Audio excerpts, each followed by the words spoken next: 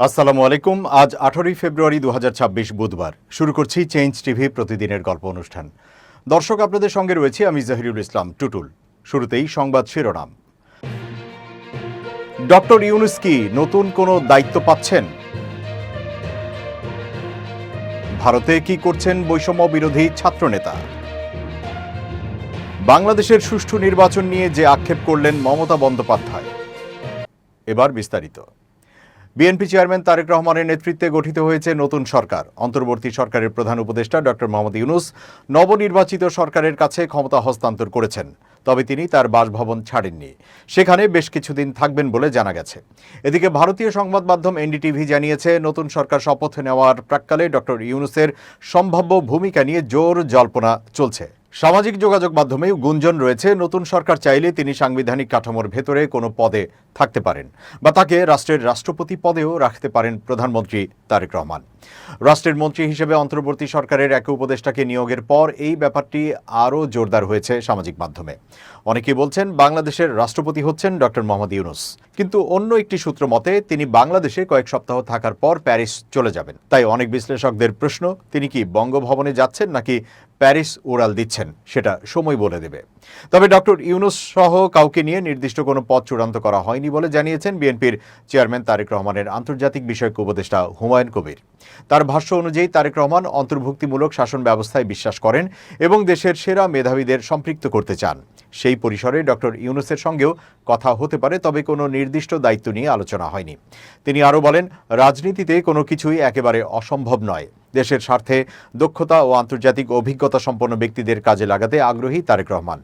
উন্নয়ন ভাবনাকে দলীয় সীমার বাইরে নিয়ে যাওয়ার পক্ষেও তিনি, তবে তিনি এখন পর্যন্ত কোনো সাংবিধানিক পদ নিয়ে চূড়ান্ত সিদ্ধান্তের কথা জানাননি। অন্যদিকে ব্রিটিশ মানবাধিকার কর্মী ও অনুসন্ধানী সাংবাদিক ডেভিড বার্গম্যান সামাজিক যোগাযোগ মাধ্যম এক্সে এক পোস্টে জানান, ডক্টর মোহাম্মদ ইউনূস রাষ্ট্রপতি হলে বাংলাদেশ উপকৃত হতে পারে। তার মতে দেশের ভেতরে কিছু সমালোচনা থাকলেও আন্তর্জাতিক পরিমণ্ডলে ডক্টর ইউনূসের গ্রহণযোগ্যতা ও মর্যাদা উচ্চ পর্যায়ের। অভ্যন্তরীণ বিষয় মনোযোগী এক প্রধানমন্ত্রী এবং আন্তর্জাতিকভাবে পরিচিত এক রাষ্ট্রপতির সমন্বয় কার্যকর হতে পারে। তারেক রহমান ও ডক্টর ইউনূসের আলোচনায় রাষ্ট্রপতির পদ প্রসঙ্গ উঠেছিল, তবে বিএনপি এবং ডক্টর ইউনূসের প্রেস সচিব উভয় পক্ষই এমন কোনো আলোচনার কথা অস্বীকার করেছে বলে দাবি করেছে বার্গম্যান। ছাত্র জনতার গণ আন্দোলনের পর রাজনৈতিক পরিবর্তনের প্রেক্ষাপটে অন্তর্বর্তী সরকারের নেতৃত্ব দেন ডক্টর ইউনূস। সংশ্লিষ্ট সূত্রগুলোর মতে আন্তর্জাতিক কূটনীতি ও বৈশ্বিক সংস্থাগুলোর সঙ্গে সম্পর্ক জোরদারে তার অভিজ্ঞতা গুরুত্বপূর্ণ হতে পারে।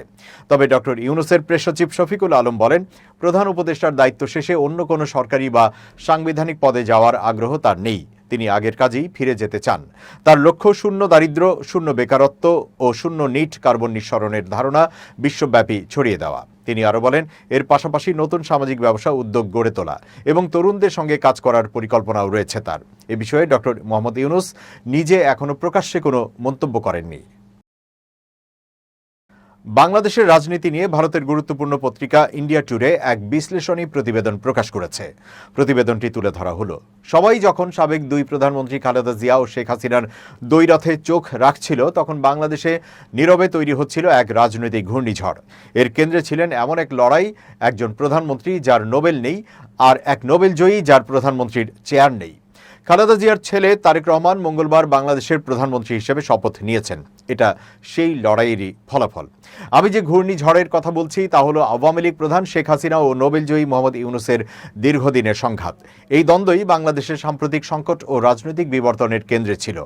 ছাত্রদের কোটা বিরোধী আন্দোলন, দ্রুত সরকার বিরোধী আন্দোলনের রূপ নেয়া, সহিংসতা, নাটকীয়ভাবে শেখ হাসিনার পতন এবং হঠাৎ করে মোহাম্মদ ইউনূসের আবির্ভাব, সব কিছুই যেন ঘড়ির কাঁটার মতো সময় মতো ঘটেছে 2024 সালের জুলাই আগস্টে।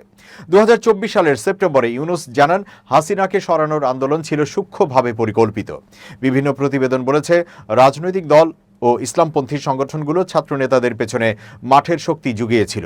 আজকের প্রশ্ন হলো, ফেব্রুয়ারির 12 নির্বাচনে বিএনপি জয়ী হলেও এবং তারেক রহমান প্রধানমন্ত্রী হলেও প্রকৃত বিজয়ী কি ইউনূস? রাজনৈতিক শক্তি না থাকা সত্ত্বেও কিভাবে তিনি নিজের লক্ষ্যগুলো বাস্তবায়ন করলেন, আর ইতিহাস কি তার প্রতি সদয় হবে? 85 বছর বয়সী ইউনূস নির্বাচিত সরকার শপথ নেওয়ার সঙ্গে সঙ্গে অন্তর্বর্তী সরকারের প্রধান উপদেষ্টা পদ থেকে সরে দাঁড়ান। 18 মাসের শাসনামলে তিনি যেসব লক্ষ্য নিয়েছিলেন তার বেশিরভাগই বাস্তবায়ন করতে পেরেছেন। অর্ডিন্যান্স জারি, যুক্তরাষ্ট্রের সঙ্গে বাণিজ্য চুক্তি, সেনাপ্রধান ডিসেম্বর 2025 নির্বাচন চাইলেও তিনি ফেব্রুয়ারি 2026 নির্বাচন নির্ধারণ করেন এবং সেই নির্বাচনকে বৈধতা দেয়া সব মিলিয়ে ইউনূস বড় বিজয়ী হিসেবে আবির্ভূত হন। ইন্ডিয়া টুডের প্রতিবেদনে বলা হয়, রাজনৈতিক বিশ্লেষক শাফকাত রাব্বি বলেন, 85 বছর বয়সে ইউনূস অল্প সময়ে প্রায় সব লক্ষ্য পূরণ করেছেন। তাকে বাংলাদেশের ইতিহাসের অন্যতম প্রোডাক্টিভ সরকার প্রধান বলা যেতে পারে। ঢাকা বিশ্ববিদ্যালয়ের অধ্যাপক আসিফ মোহাম্মদ শাহান বলেন, ইউনূস অর্থনৈতিক ধস ঠেকাতে ও নির্বাচন আয়োজন করতে পেরেছেন, কিন্তু আইন শৃঙ্খলা পরিস্থিতি নিয়ন্ত্রণ, জনতার উশৃঙ্খলতা রোধ এবং নাগরিক অধিকার রক্ষায় ব্যর্থ হয়েছেন। ইউনূসের বড় ব্যক্তিগত বিজয় হল তিনি আওয়ামী লীগকে নির্বাচনের বাইরে রেখে ভোট সম্পন্ন করেছেন এবং পশ্চিমা দেশগুলোর স্বীকৃতিও আদায় করেছেন। সাংবাদিক স্বদেশ রায় বলেন, বাংলাদেশের অন্তত 40% ভোটার সমর্থিত দলকে বাইরে রেখে নির্বাচন করেও তিনি তা অন্তর্ভুক্তিমূলক হিসেবে আন্তর্জাতিক স্বীকৃতি পেয়েছেন। এটা এক প্রকার অলৌকিক ঘটনা। এই সংঘাতের সূত্রপাত বহু আগে। 2007 সালে সামরিক সমর্থিত তত্ত্বাবধায়ক সরকারের সময় -2 ফর্মুলার আওতায় শেখ হাসিনা ও খালেদা জিয়াকে রাজনীতি থেকে সরিয়ে ইউনূসকে সম্ভাব্য নেতা হিসেবে ভাবা হয়েছিল, কিন্তু তা বাস্তবায়িত হয়নি। 2009 সালে শেখ হাসিনা ক্ষমতায় আসার পর ইউনূসের বিরুদ্ধে চাপ বাড়তে থাকে। গ্রামীণ টেলিকমের শ্রম আইন লঙ্ঘনের অভিযোগে তাকে 6 মাসের কারাদণ্ড দেওয়া হয়। সমালোচকরা এটিকে রাজনৈতিক প্রতিহিংসা হিসেবে উল্লেখ করেন। অবশেষে 2024 সালের আগস্টে শেখ হাসিনার পতনের পর ইউনূস অন্তর্বর্তী সরকারের প্রধান উপদেষ্টা হিসেবে দায়িত্ব নেন। ভারতের গণমাধ্যমটিতে বলা হয়, ডক্টর ইউনূসের নিজস্ব রাজনৈতিক দল নেই। ছাত্রদের আহ্বানে তিনি দায়িত্ব নেন, কিন্তু তিনি বিএনপি, জামায়াত ইসলামী ও হেফাজতে ইসলামের মতো শক্তিগুলোকে গুরুত্বপূর্ণ ইস্যুতে একত্র করতে সক্ষম হন। তিনি ছাত্রনেতাদের সংগঠন এনসিপি ও যুব সমাজের সমর্থন পান। বিশ্লেষকদের মতে আন্তর্জাতিক পরিমণ্ডলে তার গ্রহণযোগ্যতাও বড় ভূমিকা রেখেছে। বাংলাদেশের বৈষম্য বিরোধী ছাত্রনেতা মাহদী হাসান এই মুহূর্তে ভারতের রাজধানী দিল্লিতে অবস্থান করছেন। একটি ধারণকৃত ভিডিওতে তাকে দিল্লির ভিএফএস সেন্টারে দেখা গেছে। 17 ফেব্রুয়ারির এই ভিডিও সমাজ মাধ্যমে ছড়িয়ে পড়ার পর তিনি হুমকি ফোন পাচ্ছেন বলে অভিযোগ করেছেন। নিজের নিরাপত্তাহীনতায় রয়েছেন বলে জানিয়েছেন। বাংলাদেশের হাই কমিশনেও তার উদ্বেগের কথা জানিয়েছেন বলে জানা গেছে। হাসিনা বিরোধী বিক্ষোভ চলাকালীন ছাত্রনেতা মাহদী হাসান এক পুলিশ কর্মকর্তাকে খুনের ঘটনায় শিরোনামে উঠে এসেছিলেন। বানিয়াচং থানা ও এসআই সন্তোষ চৌধুরীকে পুড়িয়ে দেওয়ার ঘটনা সম্পর্কে বক্তব্য নিয়ে সমালোচনার মুখে তাকে গ্রেফতার করা হয়। আবার গ্রেফতার হওয়ার একদিন পরই জামিনও পেয়ে গিয়েছিল অভিযুক্ত ছাত্রনেতা। মাহদীর বিরুদ্ধে পুলিশের কাজে বাধা দেওয়ার অভিযোগে মামলা রুজু হয়েছিল। আচমকাই তার ভারতে আসার খবর প্রচারিত হওয়ার পর প্রবল কৌতূহল তৈরি হয়েছে। তবে বিভিন্ন সূত্রে জানা গেছে, ফিনল্যান্ডের ভিসার আবেদন করতে সে ভারতে এসেছে। বাংলাদেশিদের ফিনল্যান্ডের ভিসার আবেদন দিল্লির ফিনল্যান্ড দূতাবাসের মাধ্যমে করতে হয় বলে জানা গেছে। উল্লেখ্য, বৈষম্য বিরোধী ছাত্র আন্দোলনের এক সদস্যকে পুলিশের হাত থেকে ছাড়াতে শায়েস্তাগঞ্জ থানায় গিয়েছিল সংগঠনটির হবিগঞ্জ জেলা শাখার সাধারণ সম্পাদক মাহদী হাসান। সেখানে সে কর্তব্যরত পুলিশ অফিসারকে আঙুল উঁচিয়ে শাসায়। হাসিনা বিরোধী বিক্ষোভ চলাকালীন ঘটনা উল্লেখ করে তিনি বলেন, বানিয়াচং থানা কিন্তু আমরা পুড়িয়ে দিয়েছিলাম, এসআই সন্তোষকে কিন্তু জ্বালাই দিছিলাম। এই ভিডিও সোশ্যাল মিডিয়ায় ছড়িয়ে পড়তেই শুরু হয় বিতর্ক।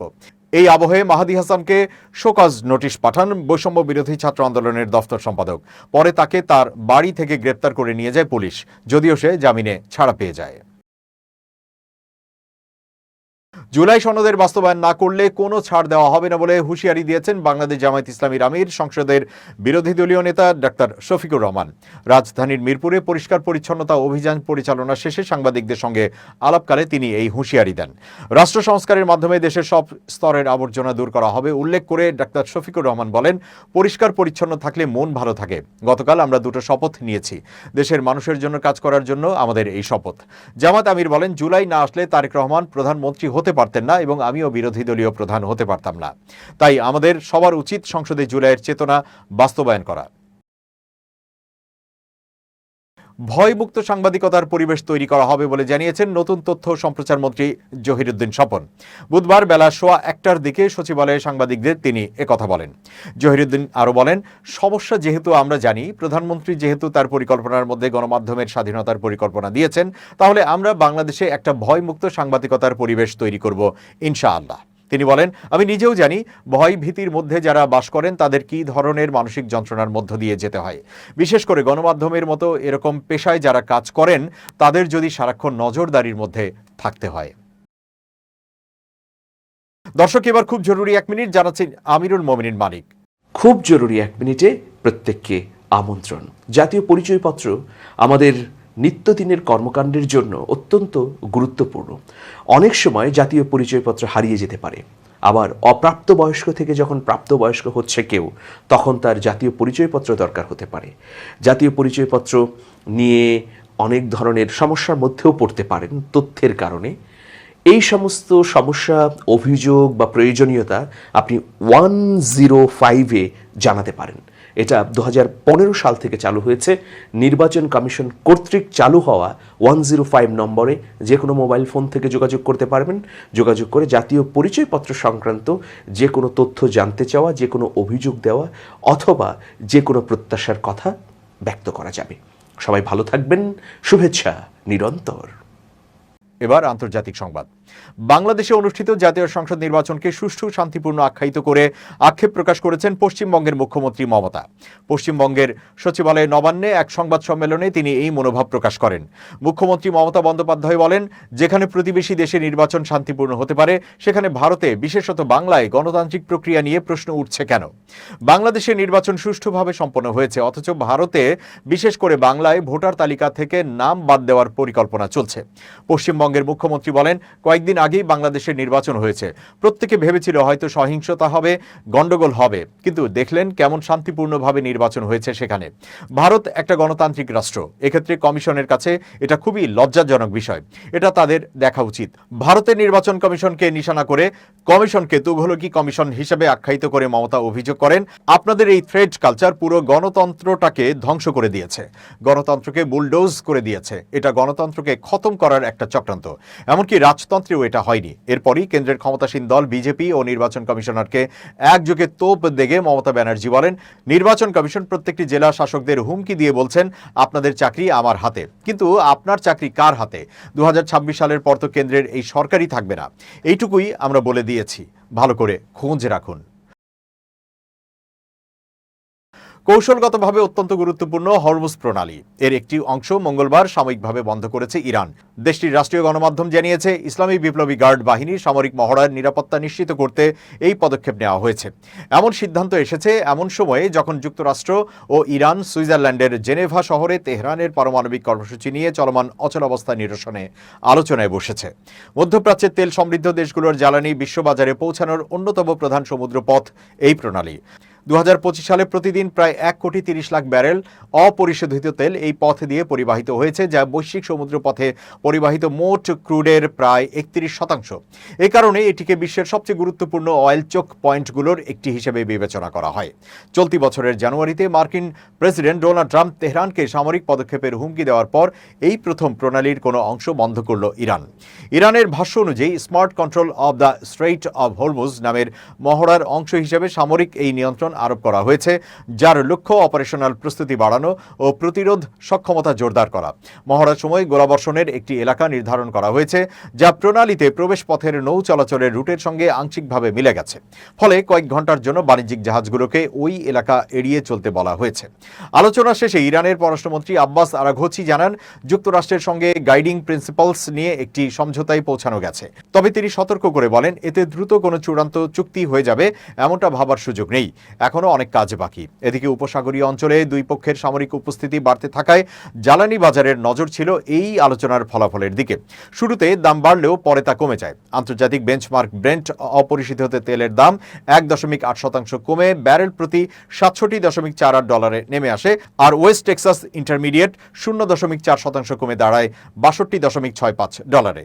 বিশ্ব জাহাজ মালিকদের সংগঠন বিমকোর নিরাপত্তা প্রধান জ্যাকব লার্সেনের মতে, এই সাময়িক নিয়ন্ত্রণ বড় ধরনের ব্যাঘাত তৈরি করবে না, তবে পারস্য উপসাগরমুখী জাহাজ চলাচলে কিছুটা বিলম্ব ও সামান্য অসুবিধা হতে পারে। উত্তেজনাপূর্ণ পরিস্থিতির কারণে বাণিজ্যিক জাহাজগুলো ইরানের নির্দেশনা মেনে চলবে বলেও তিনি মনে করেন।